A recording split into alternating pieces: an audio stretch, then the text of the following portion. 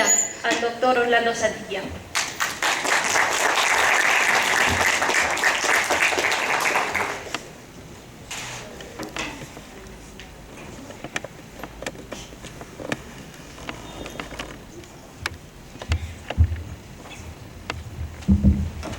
Buenas tardes con todos los presentes. En principio quiero dar las gracias a la doctora Úrsula Rosalinda, decana del Colegio de Abogados de Ancash, y a sus directivos del Colegio de Abogados por la oportunidad de poder compartir con ustedes esta temática que hemos traído para el día de hoy. También quiero aprovechar la oportunidad para resaltar la exposición que me precedió y que de pronto puedo resumir la exposición en el sentido de que existen pocas investigaciones en materia de derecho y sobre todo aquellas investigaciones que tengan que aportar algo a la sociedad. Pues curioso porque la temática que traigo el día de hoy se sustenta en una investigación que hemos realizado respecto a una problemática que se viene afrontando en la Administración de Justicia. Bueno, antes de comenzar en sí con la temática, en este caso, tiene que ver con la vulneración del derecho de defensa del denunciado en los procesos de violencia psicológica en el marco de la Ley 30364. De hecho, quizás de todas las leyes que existen en nuestro ordenamiento nacional, esta norma probablemente hoy en día es la más famosa, la que está en boca de las personas particulares, de los profesionales, de los abogados y de los operadores de justicia. ¿Quién no puede negar que día a día, por ejemplo, en los medios de comunicación, en la televisión, se ven casos de violencia contra la mujer, de maltratos que en algunos casos llegan hasta el feminicidio? Y en este ambiente de violencia, de hostilidad que vivimos en la sociedad, tenemos casos muy saltantes, por citar nada más algunos. Recordemos el caso de Arlet Contreras, una señorita que todo el Perú ha visto que fue víctima en su momento de un maltrato físico, un maltrato sexual, y que en un inicio no se hizo justicia con ella.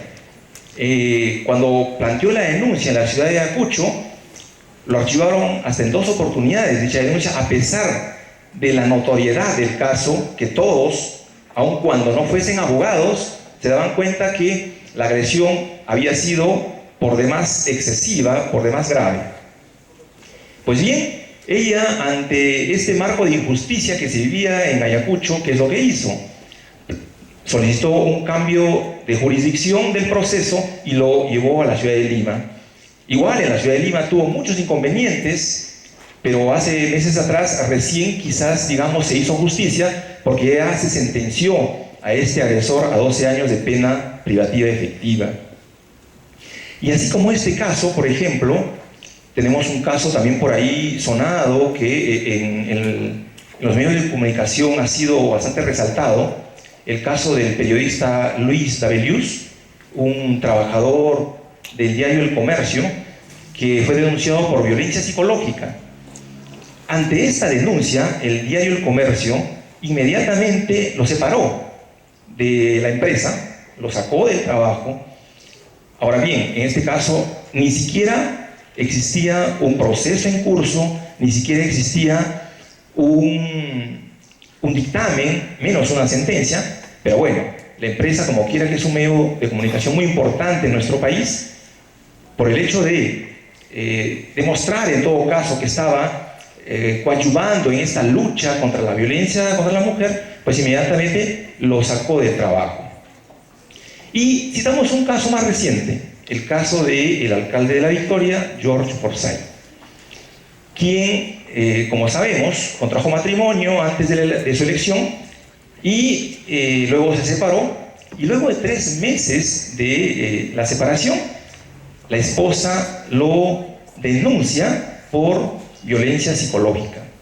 Como ustedes habrán podido apreciar en ese caso, muchos de los argumentos que esbozaba la denunciante, pues resultaban de alguna manera poco creíbles. Sin embargo, la abogada de la esposa aún se encargó de hacer precisiones en la prensa y de alguna manera procurar coadyuvar a que por presión de la prensa quizás este caso se tome mayor importancia, pero bueno, al final eso no se dio, porque hace unos meses igualmente una juez de familia de la ciudad de Lima optó por declarar infundada esta demanda. Pues bien, todos vamos a coincidir que en nuestra sociedad, debido a estos hechos, todos estamos en contra de la violencia contra la mujer. Y todos los presentes igual seguramente vamos a coincidir. La temática que les traigo en esta ocasión específicamente se trata de uno de los casos de violencia, la violencia psicológica. ¿Y qué nos podemos preguntar? Ante este marco generalizado de violencia, pues el gobierno adoptó como una política de Estado el buscar la protección hacia la mujer y hacia los integrantes del grupo familiar. Y es así que, con fecha 23 de noviembre del año 2015, se emite esta ley 30364, denominada Ley para erradicar, prevenir y sancionar la violencia contra la mujer y los integrantes del grupo familiar. Al año siguiente, el año 2016, se publica su reglamento, el Decreto Supremo 009-2016-MIM. Pero cabe acá una pregunta. ¿Por qué recién el gobierno en esa fecha emite esta ley y le da tal importancia a esta lucha para proteger los derechos y la integridad física, psicológica de la mujer? ¿Acaso no existía antes una norma que procurara esa protección? Pues no es así. Antes de esta ley estaba vigente la ley 26260, también conocida como Ley de Protección frente a la Violencia Familiar. Esa ley tuvo algunas modificaciones. Esta ley fue dictada el 24 de diciembre del año 1993. Fíjense que esta ley estuvo vigente durante 22 años, hasta que surgió su modificación por esta norma. Entonces, si esta ley estuvo vigente por 22 años, entendemos que de alguna manera, por el tiempo de su vigencia, tenía algún efecto positivo. Claro, aquí los abogados que seguramente se encuentran presentes van a recordar que la ley 26260 era una norma, digamos, que respetaba el debido procedimiento. En efecto, si nos ponemos a recordar el procedimiento que requería esa norma, se desarrollaba de la siguiente manera. Una víctima de violencia, llámese física, psicológica o sexual, que eran las formas de violencia que regulaba la ley 26260, acudía a la comisaría y interponía la denuncia. La comisaría realizaba la investigación y culminaba con la emisión de un parte o un atestado policial. De acuerdo a esas conclusiones, remitía los actuados al Ministerio Público y era este ente quien hacía la demanda por violencia familiar ante el juez de familia. El juez de familia recibía la demanda, la calificaba, revisaba el cumplimiento de los requisitos del artículo 424, 425 del Código Procesal Civil y luego la corría traslado al demandado por el plazo de 5 días para que la conteste. En ese procedimiento se ordenaba la realización de una audiencia y luego el juez de familia emitía sentencia. Atendiendo a las pruebas, en esa sentencia otorgaba medidas de protección, entre otras medidas o mandatos judiciales. Es decir, en la ley 26260 ya existía esa figura de la medida de protección. Pero volvemos a la pregunta, si existía esta ley, ¿por qué se la modificó? ¿Acaso esta ley no era efectiva? Pues, contrario a ello, podríamos decir que quizás el procedimiento era demasiado tardío, demoraba demasiado. Habían procesos que demoraban 1 año, 2 años para efectos que se daba la sentencia, y resultaba que la víctima de agresión ya había sufrido reincidentemente otras agresiones, 1, 2, hasta 3 veces, y recién salía la sentencia. Quizás eso fue uno de los motivos por los cuales se busca una modificación. Entonces, ahora sí entramos a esta ley 30364. Se supone que con esta ley se busca mayor efectividad, se busca celeridad, se busca eficiencia. Esa ley trae muchas innovaciones. Para efectos de dictarse esta norma, hubieron 17 proyectos de ley en el Congreso, con diversa connotación. Uno de ellos fue el que se aprobó. Esta ley trae diversas modificaciones. Una de ellas es que se agrega una forma más de violencia que la antigua ley. En la antigua ley ya estaba regulado la violencia física, psicológica y sexual. Esta norma incorpora la violencia económica o patrimonial, aunque algunos tratadistas afirman que también existe una violencia laboral y una violencia simulada. Pero en sí, esta nueva norma solo contempla 4 tipos de violencia. Esa es una de las innovaciones, modificaciones que trae. Otra de las modificaciones que podríamos resaltar es el privilegio a las medidas de protección. Les decía hace un momento que la antigua ley sí contemplaba, regulaba las medidas de protección, pero estas se dictaban después de un largo proceso, después de 6 meses, 8 meses, hasta 1 año quizás. Hoy en día, como vamos a ver más adelante, existen principios y artículos de esta norma que prácticamente obligan a los operadores de justicia a dictar la medida de protección. Bien o mal, pero se dictan. Otra de las innovaciones de esta ley son los principios que trae. Esta norma contiene 7 principios, de los cuales podríamos resaltar 2. El principio de la debida diligencia y el principio de la intervención inmediata. ¿Qué cosa es el principio de la debida diligencia?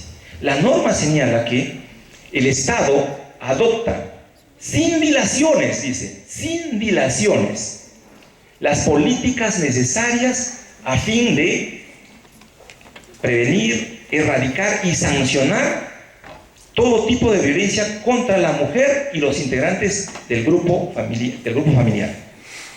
Y además agrega, las autoridades que incumplan este principio recibirán las sanciones correspondientes, dice ese principio. Y el otro principio de intervención inmediata señala que las autoridades, en este caso la policía, el Ministerio Público, adoptarán las medidas necesarias para dictar las medidas de protección cuando existan hechos de violencia contra la mujer y los integrantes del grupo familiar. Bien, les he relatado esos 2 principios que yo he procurado traer a colación en esta oportunidad, porque estos principios vamos a ver más adelante cuando analicemos algunos artículos que prácticamente son disposiciones que estarían obligando a los jueces al dictado de las medidas de protección, en algunos casos que no corresponden. De hecho, que algunos abogados presentes aquí van a encontrar alguna idea de defensa para utilizarlo y aplicarlo en sus procesos. Y quizás los abogados hoy en día están contentos porque a raíz de esta ley los procesos por violencia de los diferentes tipos se han incrementado enormemente en el Poder Judicial y el Ministerio Público. Hoy en día la mayor carga del Ministerio Público son casos de violencias. Son casos de violencia. Igualmente, en los juzgados de familia, lo mismo. Al día tienen múltiples audiencias respecto a este proceso. Claro, ¿qué podríamos decir de todo ello? Más trabajo para los abogados.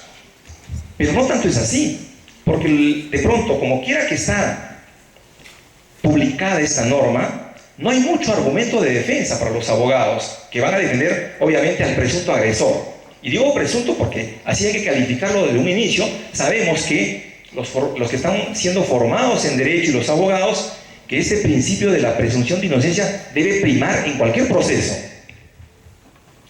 Pues bien, para entender un poco, todavía más atrás, para entender un poco el espíritu de esta ley, vamos a citarles un caso real que hemos conocido, de muchos otros, un caso de violencia psicológica. Miren, existe una persona jurídica en donde se realizó una auditoría. Cuando termina la auditoría, el resultado de la misma es que hubo malos manejos en la gestión anterior, es decir, de la gerencia anterior. Ante esa evidencia, el nuevo gerente, el actual gerente, convoca a su directorio y analizan el caso y deciden hacer la denuncia correspondiente ante el Ministerio Público por el delito de fraude en la administración de personas jurídicas y apropiación ilícita. En esta denuncia que se hizo al Ministerio Público, se ordenó la realización de una pericia contable para efectos de determinar el daño que se habría producido. De manera que se cita a la juramentación del perito contable para una fecha, a la cual acude el nuevo gerente, el actual gerente, quien había hecho la denuncia, acompañado de un abogado. Cuando estos llegan a la fiscalía, ya se encontraba en la oficina de la fiscal la gerente de la gestión anterior, a quien habían denunciado por los presuntos malos manejos. Ese día no se realizó la juramentación del perito, por cuanto no fue, estuvo con otra diligencia y no fue a la juramentación, de manera que la juramentación la reprogramaron para otra fecha. A la nueva fecha reprogramada, el actual gerente que había denunciado ya no fue a la juramentación del perito por razones de trabajo. Pues bien, fíjense que de un momento a otro, cuando esa investigación estuvo en curso, les llega una notificación al nuevo gerente.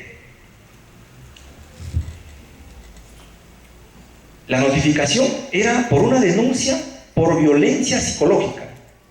¿Quién la había interpuesto? La exgerente de la persona jurídica.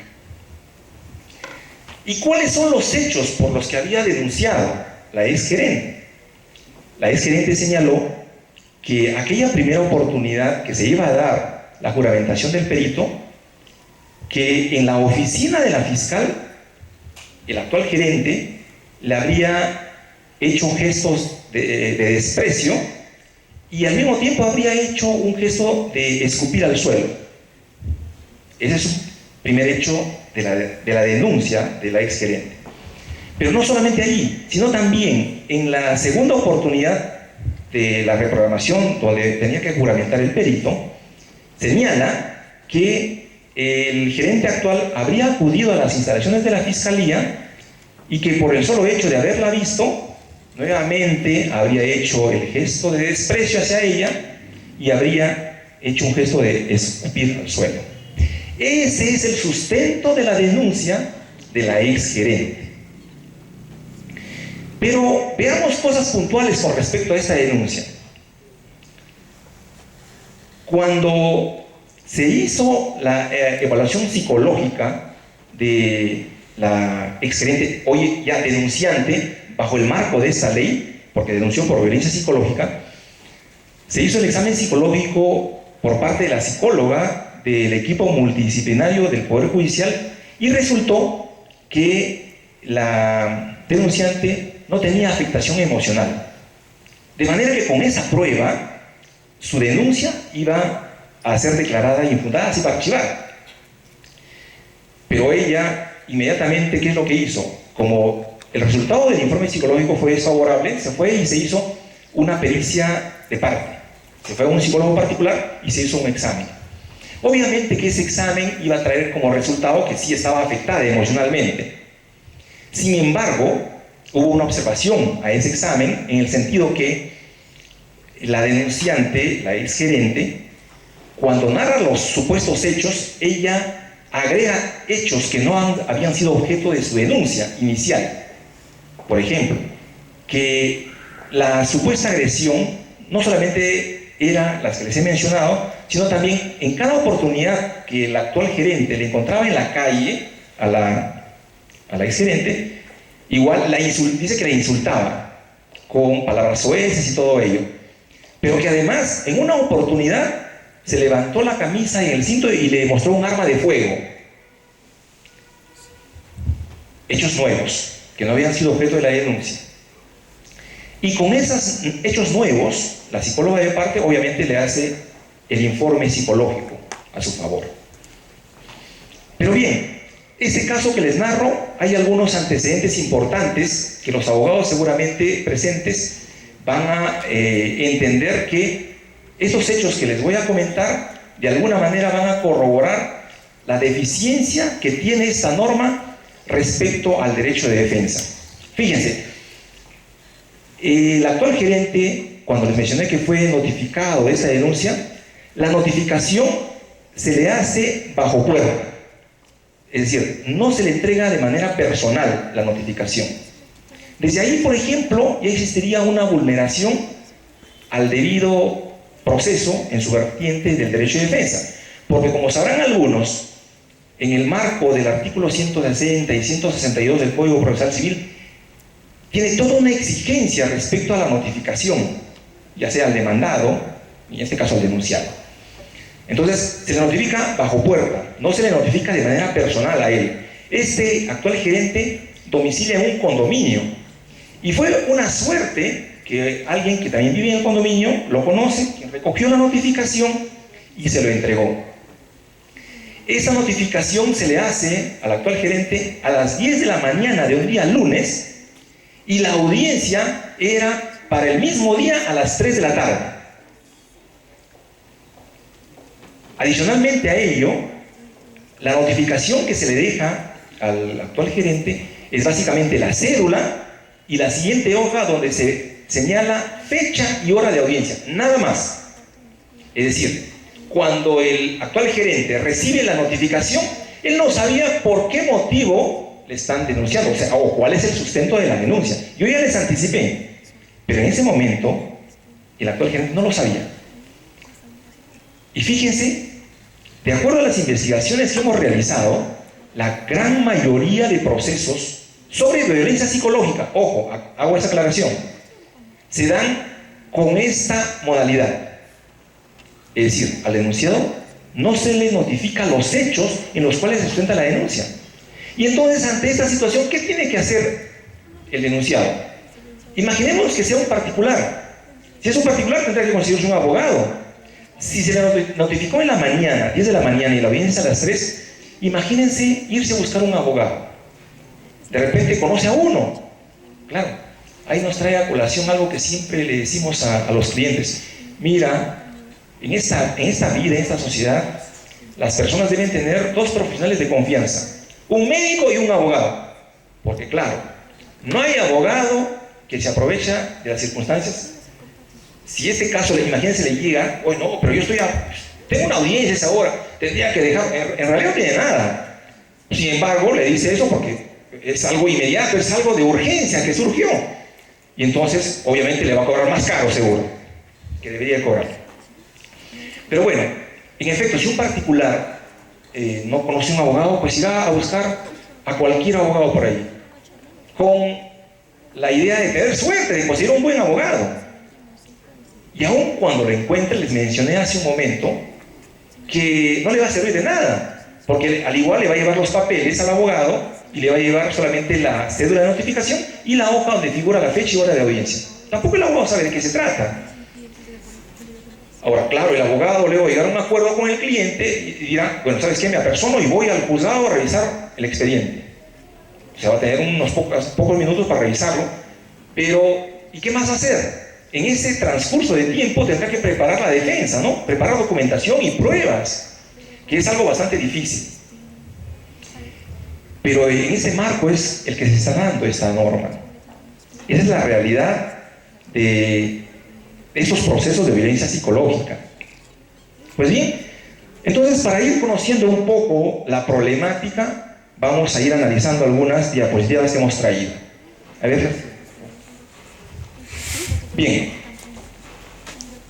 De acuerdo a la investigación que hemos realizado de estos nuevos tipos de violencia que contiene la ley, las denuncias por violencia psicológica son los que en mayor medida se dan en el ámbito del Poder Judicial.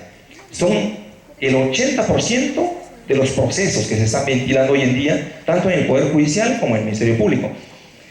Por cierto, la investigación que hemos realizado nosotros es en nuestra región, pero no dudo que aquí en Ancash se viene dando lo mismo, porque sabemos que es una norma de aplicación general. En este caso, en esa nueva ley, como quiera que se privilegia el dictado de la medida de protección, ¿cuál es el sustento de la juez de familia o del juez de familia para el dictado de la medida de protección? Básicamente el sustento es el siguiente: la declaración de la víctima, la pericia psicológica y la ficha de valoración de riesgo.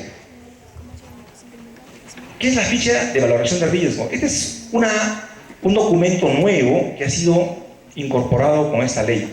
Pero en sí, el juzgado de familia normalmente debería, en condicional, contar con estos elementos mínimos para el dictado de la medida de protección. Sin embargo, hay muchos, pero muchos casos que no es así. En algunos casos lo dictan básicamente con la existencia de la pericia psicológica y en muchos casos solo con la ficha de valoración de riesgo. Ni siquiera toman en cuenta la declaración de la víctima, porque hay un principio en la nueva ley que dice que está prohibido la revictimización, de manera que los jueces no están obligados necesariamente a que la víctima venga y se ratifique en la denuncia. Pero bien, entonces cabría hacernos aquí una pregunta: si en el caso el denunciado tomó conocimiento de la audiencia, bueno, siempre y cuando haya sido notificado válidamente, y si asiste a ella, ¿qué prueba debe presentar para cuestionar el sustento de la denuncia? Esa es una interrogante muy buena para los abogados. Fíjense que no hay mucha prueba que conseguir para el abogado, salvo que de pronto haya existido un conflicto previo entre las partes, porque la mayoría de procesos que se dan en este caso son entre cónyuges, convivientes, enamorados, aunque la nueva ley, fíjense, trajo también esta novedad. Como la norma regula la lucha de la protección frente a la violencia contra la mujer y los integrantes del grupo familiar, hoy en día cualquier vecina que tengan ustedes al lado le puede denunciar, ya sea a su papá, a su mamá, al hermano o a la misma vecina. Se han visto casos ya de esos. Y rápidamente les comento uno. De pronto existía una vecina que sacaba, bueno, todos los días la basura para que la lleve el recolector, y al costado había una que igualmente sacaba su basura y la ponía justo en el depositario de su vecina del costado, porque ella no lo tenía. En un momento a otro la vecina ya cansada de esta actitud, agarró la basura de la vecina del costado y se la botó al suelo, a su vereda, ¿no? Entonces esta vecina, ¿qué hace? Va y la denuncia por violencia contra la mujer a la vecina del costado, alegando una y otra situación, que la había amenazado de muerte, que la había insultado, etcétera, etcétera, etcétera. Entonces, ¿y cuál es la prueba que tendría esta vecina del costado para defenderse? ¿Qué cosa puede ir y decir? No, pero ella me puso su basura al costado en mi depositario. Ese no va a ser argumento de defensa, porque en este caso la vecina, digamos que hacía uso y abuso de su derecho, se fue, le hicieron el examen psicológico y por cierto va a resultar que tiene afectación. Eso lo vamos a ver más adelante, cuál es el procedimiento y cuestionamiento a ello. Es la siguiente, por favor. Tenemos aquí algunas figuras que están muy relacionadas a la aplicación de esta ley y su reglamento. De manera que las vamos a examinar para, de alguna forma, verificar si esta norma actual, vigente, se está cumpliendo de acuerdo a los estándares y el respeto al debido proceso o no. Las 6 figuras que vemos ahí tienen que ver con el debido proceso. De hecho, los estudiantes que seguramente están presentes acá, vamos a coincidir el hecho que ese debido proceso tiene que estar presente siempre, en todo momento, en todo tipo de proceso, valga la redundancia. Pues bien, vamos con la primera figura, el derecho de defensa. ¿Quién puede negar que el derecho de defensa es un derecho personal que por ningún motivo puede ser vulnerado, aun cuando una persona sea culpable de los hechos, ¿verdad? Tiene que respetarse a plenitud. Sabemos entonces que el derecho de defensa es un derecho constitucional, ¿verdad? Está regulado en el artículo 2, numeral 23 de nuestra Carta Magna. Enrique Bernales, ya fallecido, constitucionalista, señalaba que el derecho de defensa tiene 3 características. Primero, es un derecho constitucional. Segundo, es un derecho en el cual deben converger principios elementales como el principio de inmediación, el principio que nadie debe ser juzgado en ausencia, el principio de razonabilidad y proporcionalidad. Y por último, una tercera característica que es la gratuidad en el acceso a la justicia. Entonces, como podemos ver, este derecho de defensa es un derecho que toda persona debe defender a plenitud. Pasamos a ver la siguiente figura, la violencia psicológica, que está vinculada a la exposición de hoy y a esta ley que hemos traído para compartir con ustedes. ¿Qué cosa es la violencia psicológica? Para entender su definición, obviamente tenemos que remitirnos a esta ley. Esa ley señala que la violencia psicológica es toda acción o conducta tendiente a suprimir toda posibilidad de la víctima de poder defenderse, a humillarla, a avergonzarla, a controlarla, de forma tal que en algún momento la víctima no pueda ejercer su defensa de manera directa. Esta violencia psicológica se traduce de diversas maneras, en gestos, en humillaciones, entre otras, en amenazas inclusive, en las denuncias, en las publicaciones que vemos a menudo, constantemente. Si bien es cierto, la mayoría de casos son casos de violencia física, evidentes, los cuales no se puede cuestionar de ninguna manera, pero muchos analistas señalan que los casos de violencia psicológica tienen su origen primero en los casos de violencia física, perdón, psicológica. Los casos de violencia física tienen su origen en los casos de violencia psicológica. Es decir, aquella mujer que fue víctima de violencia psicológica, esa conducta del agresor va a ir aumentando para luego convertirse en algún momento ya en una violencia física. Pasemos a la siguiente figura, la pericia psicológica. Tanto en la antigua ley como en la actual se dispone la realización de una pericia psicológica. ¿Y qué cosa es la pericia psicológica? La pericia psicológica viene a ser el documento que elabora el psicólogo forense. Cuando hablamos de psicólogo forense nos referimos al psicólogo que trabaja, que está adscrito al Ministerio Público. Sin embargo, esta ley ha facilitado este tipo de pruebas hoy en día. Señala la ley que al igual que el informe psicológico elaborado por el psicólogo forense, también son válidos los informes psicológicos de los centros de emergencia mujer, del psicólogo del equipo multidisciplinario, inclusive de un centro psicológico de una parroquia. Es decir, la ley ya le ha dado validez a estos informes, aun cuando tenemos algún cuestionamiento respecto a estos informes. Entonces, esa pericia psicológica que realiza el psicólogo es el que va a servir de instrumento, de prueba, para efectos que el juez de familia en su momento pueda dictar una medida de protección. Pero bien, aquí vamos a irnos un momento para el lado de la defensa. En las investigaciones que hemos realizado hemos encontrado deficiencias en los informes psicológicos. ¿Y cuáles son las deficiencias? Fíjense que los psicólogos forenses trabajan en función de una guía de evaluación que contiene todos los parámetros y procedimientos para efectos de emitir un informe psicológico.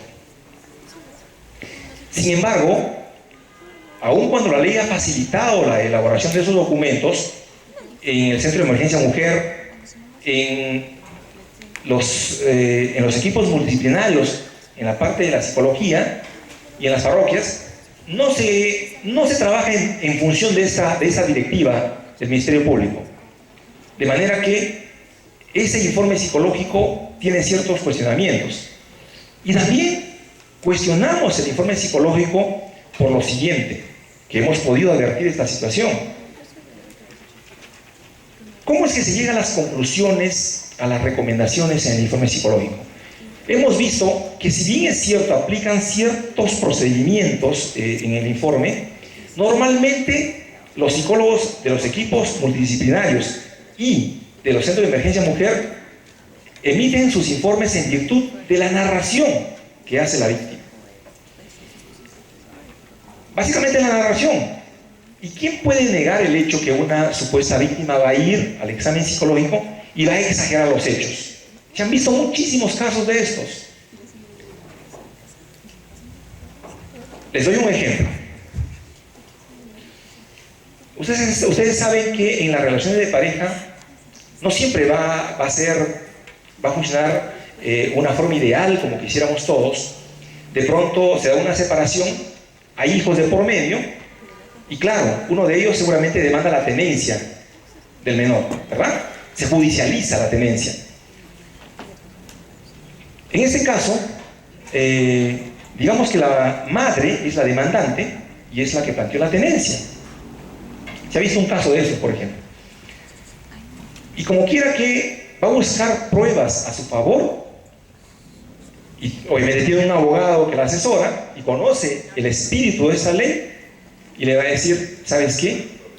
Vas a orientarle al niño, de cierto modo, que vamos a denunciar una suerte de violencia psicológica, en el sentido que cuando el niño va los fines de semana a estar con su papá le grita, lo maltrata, etcétera, etcétera. Y el niño de 5 o 4 años, obediente, pues va a relatar lo que la mamá le dice, ¿no? Y cierto, para esa denuncia, en virtud de esa ley, y como ya les he dicho que es una ley expeditiva y se basa en las narraciones, el informe psicológico que le van a hacer al menor va a ser que efectivamente está afectado emocionalmente.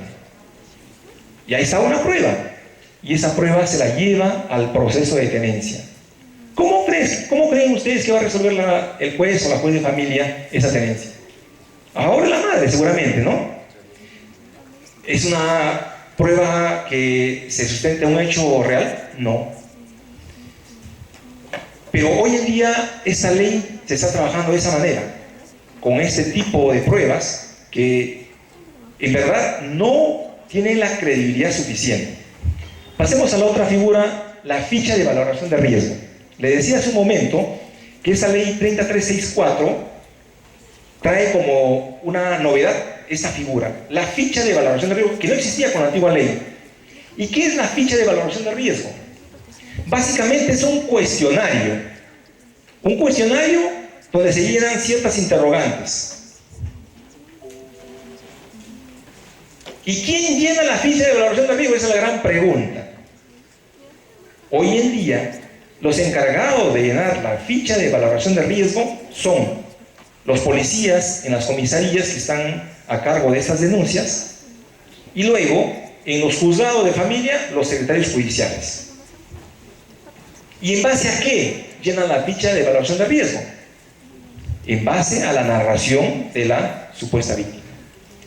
De manera que, supongamos que ha habido una discusión entre pareja y el esposo dice: ¿sabes qué? Estoy cansado de esa situación, me voy de la casa, voy a estar 2 o 3 meses afuera. Y la mujer, con la finalidad de que eso no pase inmediatamente, porque hoy en día todo el mundo conoce esta ley. Hace un momento, o al inicio, le dije que esta es la ley quizás más famosa en Perú. La mujer va y a la comisaría inmediatamente pone su denuncia por violencia psicológica, y en su narración pues agrega muchos hechos que nunca ocurrieron, y la policía comienza a llenar: sí, esto, sí, perfecto. Resultado de la ficha de valoración de riesgo: riesgo severo. Esa ficha, su finalidad, señala la ley que es un instrumento efectivamente también para que al juez le permita el dictado de la medida de protección. En esta ficha se pueden establecer diferentes niveles de riesgo: riesgo leve, riesgo moderado y el riesgo severo, que es el más peligroso, el más grave, digamos, en su propio nombre lo indica. Y es más, la norma señala que cuando en la ficha de valoración de riesgo se establece un riesgo severo, el juez inmediatamente debe dictar la medida de protección. Así lo señala la norma. Pero como les señalé, ¿qué pasa si la denuncia se sustenta en un hecho falso? Y peor aún, ¿quiénes llenan la ficha de valoración de riesgo? Entiendo yo que hoy en día esta ficha de valoración de riesgo tiene más peso, más preponderancia en la medida de protección que el propio informe psicológico, porque hay un artículo en la ley que así lo señala. Entonces, fíjese las deficiencias que tiene en este caso la ley. Si un informe psicológico se entiende que lo hace un profesional, especialista, un psicólogo, que quizás no solamente tiene el estudio pregrado, de repente tiene estudio posgrado, y es más, quizás lo hace en virtud de otros procedimientos, pero esta ficha de valoración de riesgo hoy en día lo llenan personas que no están capacitadas, y lo llenan, como señalé, en virtud de una narración, que en muchos casos puede ser falsa. De manera que se necesita, por ejemplo, una nueva regulación con respecto a esta ficha de valoración de riesgo. Claro, no vamos a esperar que el legislador y el Estado, sobre todo, nos dé mayores garantías con respecto a esta ficha, en el sentido de que se regule más adelante que la misma tiene que ser llenada por un profesional especialista. De hecho, que eso no va a suceder, pero al menos podemos buscar que exista mayor garantía con respecto a su eficacia. Pasamos a la siguiente figura: las medidas de protección. Como les señalé hace un inicio, estas medidas de protección ya se dictaban tanto en la ley anterior, claro que con una respuesta tardía, y hoy en día se está privilegiando con esta nueva ley. ¿Qué es la medida de protección? Básicamente se enmarca en una decisión judicial que la dicta tanto el juez de familia como que también la puede dictar el Ministerio Público a través de los fiscales. Pero mayormente hoy en día se está viendo que se la está dictando a través del juez de familia, en donde establece algunas disposiciones con respecto al agresor. Ejemplo, que el agresor se retire del hogar conyugal, si es que son cónyuges, que se abstenga de realizar los actos de violencia que supuestamente se habían probado, que se abstenga de comunicarse con la víctima, llamadas telefónicas, Facebook, redes sociales, entre otros, ¿no? Y hoy en día, con la modificación de la norma, si es que en la demanda se solicitó el pago de una pensión alimenticia, el juez de familia puede dictarla, ¿no? Siempre y cuando, ojo, una aclaración por ahí, siempre y cuando no exista otro proceso previo, ¿no? Un proceso de vía de acción. Entonces, esas medidas de protección, ¿cuál es la connotación de la misma? Es más, en la orden que emite el juez de familia, dispone que la Policía Nacional, a través del órgano competente, se encargue de hacer visitas periódicas al domicilio para efectos de determinar que se cumpla la medida de protección, algo que antes no existía en la norma anterior. Esta medida de protección se notifica al denunciado. Voy a hacer una aclaración aquí, puesto que la norma habla de denuncia. Sin embargo, el trámite que se hace ante el Poder Judicial es prácticamente como si fuese una demanda, ¿no? Por eso por ahí vamos a escuchar denuncia, demanda, y en fin, hoy en día se está utilizando esos dos términos, aunque no está definido cuál de ellos debe ser. Entonces, esta medida de protección se le notifica al agresor y él está obligado a cumplirla. Luego de su notificación, que pueda apelarla, sí, tiene 3 días para apelar tal decisión, obviamente si tiene las pruebas pertinentes para poder cuestionarla. Se eleva a segunda instancia esa medida de protección, en donde no hay, por ejemplo, informe oral, y la medida de protección en segunda instancia puede ratificarse como puede anularse. ¿Puede el presunto agresor irse en casación? Sí lo puede hacer. Bien, luego tenemos la última figura, la tutela jurisdiccional efectiva. Entendemos que este derecho constitucional también que le corresponde a toda persona, no es otra cosa que ese derecho que tienen los ciudadanos de poder acceder a la administración de justicia, pero al mismo tiempo de obtener una decisión fundada en derecho, vale decir, debidamente fundamentada, con el análisis riguroso de las pruebas que existan en el expediente. Bien, todas esas 6 figuras de cumplirse a cabalidad, estaríamos hablando de un debido proceso. Si no lo es, estaríamos ante una vulneración del mismo. Siguiente. Analicemos ya algunos artículos específicos de esta ley. Artículo 16 de la ley 30364, referida al proceso. ¿Qué cosa señala el artículo 16? En el material que hemos entregado, hemos citado esa normatividad, por lo cual de repente algunos ya lo tienen.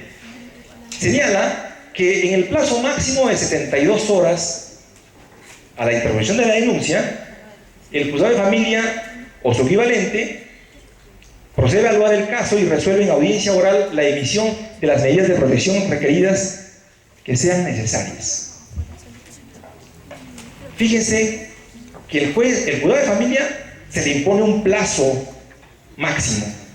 Tiene 72 horas para convocar audiencia.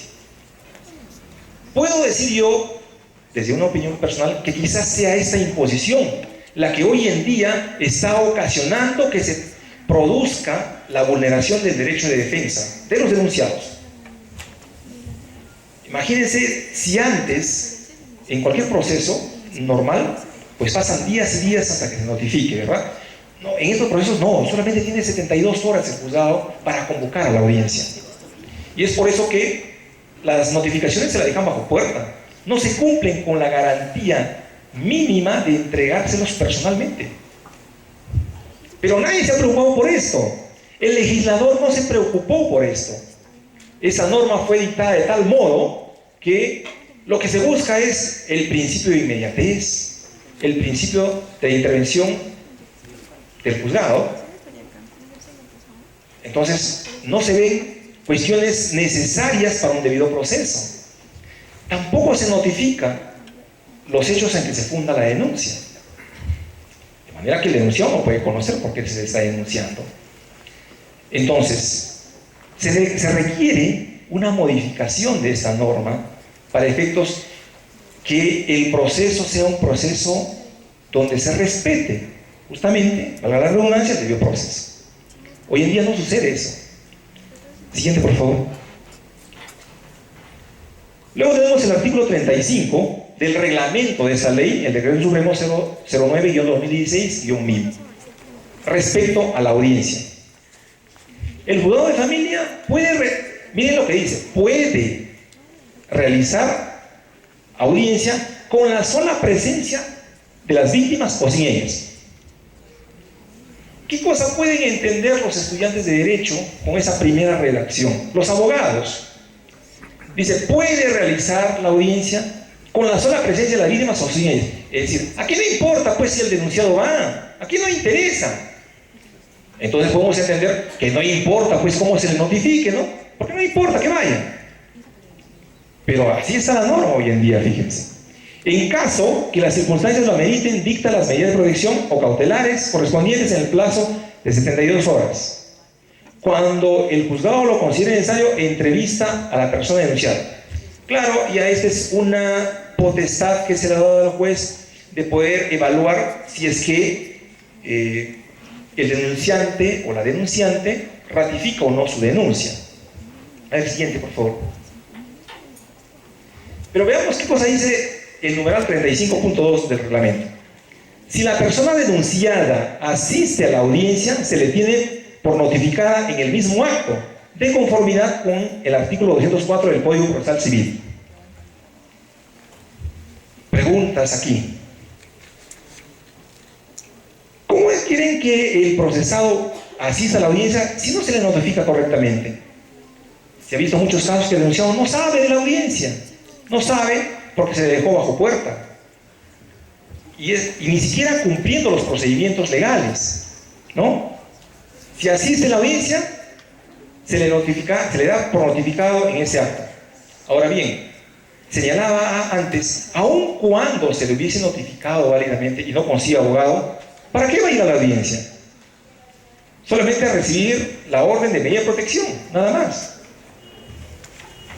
Pero acá en ese artículo encontramos un vacío y una afectación adicional, porque cuando este artículo cita al artículo 204 del Código Procesal Civil, no se refiere en ningún caso a un respeto del derecho de defensa, menos aún.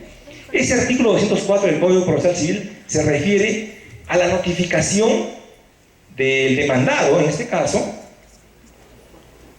en el acto de audiencia, en esa audiencia. Se refiere a eso nada más. Pero partiendo de la redacción que estamos viendo, vemos que este artículo pues no tiene eficacia, no tiene sentido. Claro está que si lo concordamos con otros artículos que acabamos de ver, vamos a entender que acá no se tiene respeto, no se tiene en cuenta el derecho del demandado. El siguiente, por favor. Luego tenemos el artículo 36, que hace un momento también les he mencionado algo, respecto al riesgo severo. Este artículo 36 es del reglamento del Decreto Supremo 009-2016-1000. ¿Qué cosa señala?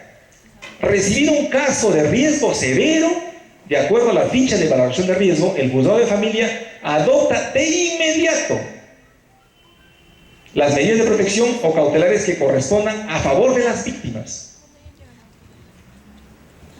¿Qué entendemos con este artículo? ¿Qué puede hacer un juez de familia si le llega un caso con una ficha de estas?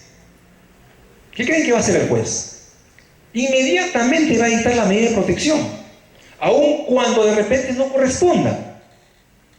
¿Por qué? Porque la ley le está obligando. Pero si recordamos un poco, cuando cité a los dos principios al inicio, el principio de la debida diligencia, ese principio señalaba que las autoridades deben respetar este principio, en caso contrario se les impondrá las sanciones correspondientes. Es decir, al juez se le está de alguna manera dando una disposición que les obliga a los jueces a esta aplicación. Seguramente vamos a coincidir algunos en el sentido de que esa norma se ha dictado en un momento pues de grave conmoción social, en donde, claro, los hechos de violencia contra la mujer y también contra los integrantes del grupo familiar pues son casos que sobrepasan la administración de justicia y sobre todo, en este caso, el Estado no tiene las políticas necesarias para afrontar esto. Pero el dictado de esta ley no es la solución. No es la solución porque En las siguientes diapositivas vamos a demostrarles lo que estamos señalando. Es la siguiente, por favor. El artículo 48 de este reglamento señala lo siguiente: la remisión de los actuados a la Fiscalía Provincial Penal o al Juzgado de Paz letrado. Fíjense, la modificación de esta ley no solamente trae como problema la aplicación indebida de la ley y el dictado de las medidas de protección, porque con este artículo, ¿qué es lo que están regulando hoy en día? Y está sucediendo que por el solo hecho de haber dictado la medida de protección, el juzgado de familia remite los actuados al Ministerio Público y ahí se le abre proceso penal al agresor o presunto agresor. Proceso penal, que hay casos en donde han dictado prisión efectiva y en otros básicamente imponen reserva de fallo condenatorio o prisión suspendida, pero han dictado penas efectivas por estos hechos. Entonces, claro, esta es otra de las innovaciones que trae la ley. Eso lo vamos a concordar más adelante. A ver, siguiente. Miren, les decía que esta temática que hemos traído está sustentada en una investigación que hemos realizado. Y en efecto, hemos hecho la investigación de la data de los procesos de violencia psicológica en nuestra provincia. Y luego de esa investigación hemos encontrado este resultado: que existe un 67.3% de los casos que hemos revisado en donde se ha dado la vulneración del derecho de defensa. Existen el 100% de casos en donde se ha vulnerado las garantías del derecho de defensa. Y existe un 34.5% en donde se ha dado una vulneración a la tutela jurisdiccional efectiva. Les dije también hace un momento que esta problemática no es solamente de nuestra región. De hecho, que aquí también se está presentando. Y tenemos una investigación que revela, que demuestra esa temática que les hemos traído. La siguiente, por favor. De igual manera, del porcentaje de expedientes que hemos revisado, hemos encontrado que el 37 procesos existe una vulneración del derecho de defensa en un nivel alto. 10 procesos hubo una vulneración del derecho de defensa en un nivel medio y solamente 8 en un nivel de vulneración bajo. Estos son datos estadísticos reales de una investigación que más adelante vamos a confrontarla con otras que hemos realizado de otros países. Algo que acotar aquí, fíjense, que esa ley quizás tiene algunas deficiencias y vacíos por cuanto resulta ser una copia de una ley ecuatoriana. En el Ecuador se ha dictado esta norma, una norma muy parecida, ya en el año 2015, esa fecha, pero igualmente se han hecho investigaciones allá en Ecuador que han dado como resultado que esa norma específicamente vulnera derechos constitucionales de los denunciados, de los procesados. El siguiente, por favor. Pues bien, fíjese que hemos compartido con ustedes una problemática real de nivel nacional, pero no solamente la idea es traerles esta problemática, sino traerles una solución. Justamente nosotros, con esta realidad en la que vivimos, hemos traído una propuesta de modificación normativa que la vamos a discutir mañana en una junta de decanos que tenemos aquí en Ancash, y estamos proponiendo la modificación del artículo 35, del artículo 16 de la ley 30.364, de los artículos 35 y 36 del Decreto Supremo 009-2006 del reglamento, del artículo 368 del Código Penal y del artículo 2 del Código Procesal Penal. ¿Qué es lo que vamos a proponer? El artículo 16 de la ley y el artículo 35 tienen que ver con la audiencia. Lo que vamos a proponer en este caso es que, para efectos de la notificación, del demandado, en este caso, o denunciado, la notificación se haga de manera personal. Se haga de manera personal con la finalidad que este denunciado pueda ejercer su derecho de defensa. Y cuando se habla de manera personal, se entiende que debería también anexarse a las cédulas los hechos, la denuncia misma que se está planteando. El artículo 36 del reglamento tiene que ver con esta ficha de valoración de riesgo. La idea es proponer en ese artículo que darle una potestad al juez para efectos de que su aplicación sea analizada y con la aplicación de un criterio personal del juez pueda apartarse de ese dictamen de medida de protección en virtud de esa ficha de valoración de riesgo, porque de pronto en un caso en particular puede encontrar que no amerita pues ese dictado de protección. Hoy en día no puede el juez, está con las manos atadas. El artículo 268 del Código Penal, 368 del Código Penal regula el delito de resistencia y de desobediencia a la autoridad. ¿Qué está sucediendo? Que se dan muchos casos hoy en día con esta aplicación de la ley en donde se ha dictado medida de protección y ya se le ha procesado, está siendo procesado la persona por el incumplimiento de la medida de protección, y de pronto le llegó al fiscal otra denuncia por el mismo delito. Entonces, en conversaciones que hemos tenido con diversos fiscales, nos han sugerido que también busquemos la modificación de este artículo para efecto de establecer que ante un hecho o ante una nueva denuncia se pueda verificar que previamente el anterior proceso no haya sido objeto de archivo, porque en el transcurso, en el decurso del mismo se puede archivar el otro proceso, ¿verdad? Y el artículo segundo del Código Procesal Penal tiene que ver con la aplicación del principio de oportunidad. Eso es muy importante. Hoy en día, en nuestra región, por ejemplo, no se aplica el principio de oportunidad ante una denuncia derivada de esta ley. Cuando el Ministerio Público recibe actuados de medidas de protección con respecto a un agresor, ¿qué es lo que hace?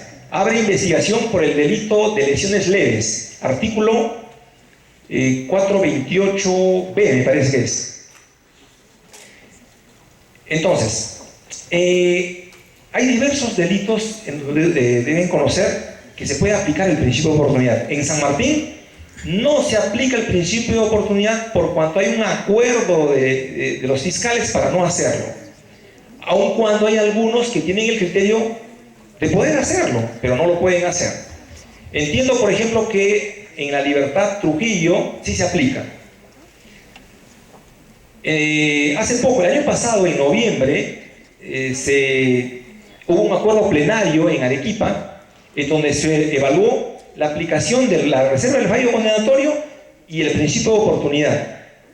Y por unanimidad acordaron que en esos casos de procesos de lesiones leves, en virtud del artículo 428B, es decir, derivado de esa ley, sí se puede aplicar reserva del fallo condenatorio y el principio de oportunidad. Pero ese es para ese distrito judicial, Arequipa, no se aplica de manera general. Entonces, lo que buscamos nosotros como una propuesta es que se modifique ese artículo para incorporar la posibilidad que los fiscales puedan aplicar el principio de oportunidad ante ese tipo de denuncias. Creemos que con esta propuesta de modificación legislativa vamos a contribuir con que la administración de justicia sea una administración de justicia más eficaz, con que se respete el debido proceso, se respete el derecho de defensa. Ojo, nos hemos centrado específicamente en los casos de violencia psicológica. Hay casos de violencia física en donde evidentemente el examen médico legista, médico legal, evidencia una agresión. Ante eso no se puede hacer nada, es incuestionable. No estamos cuestionando y seguramente la propuesta que traemos, la temática, va a resultar contraria a las opiniones de algunos pero es importante también aclarar que estamos en contra de todo tipo de violencia, definitivamente. Sin embargo, como abogados que somos, procuramos que la administración de justicia sea una justicia adecuada, una justicia donde se respeten los derechos, y esta propuesta de modificación busca eso. Bien, les agradezco la atención y esperamos haber contribuido con nuestra participación. Creo que hay unas preguntas por ahí.